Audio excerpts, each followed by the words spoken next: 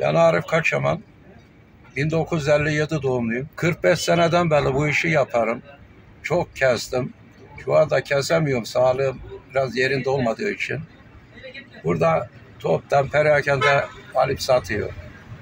Kendime göre bir eğlence. İşte bu sakızın faydaları da size anlatayım. Midye, kulak zarlarına, diş etlerine, yüz felci geçirenlere birebir bitki bir doğal ilaçtır.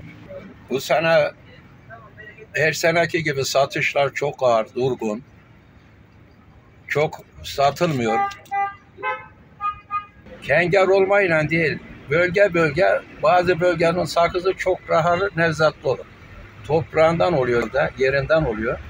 Bazı bölgeninki de hiç lezzetsiz olur yani. Beden lastik gibi hiç faydası olur yani.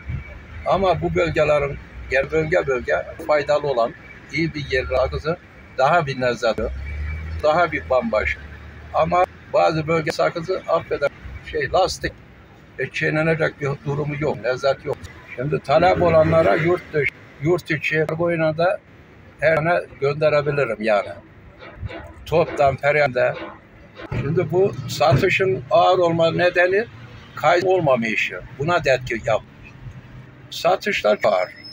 Çok bildiğin gibi yani öyle bir şey. Kayısı yani buna yaptı anlayacağım. Kayısının o bir şey. Evet, işte 5 seneden beri bu işi yaptım. Daha bu seneki gibi görmedim böyle durgunluğu.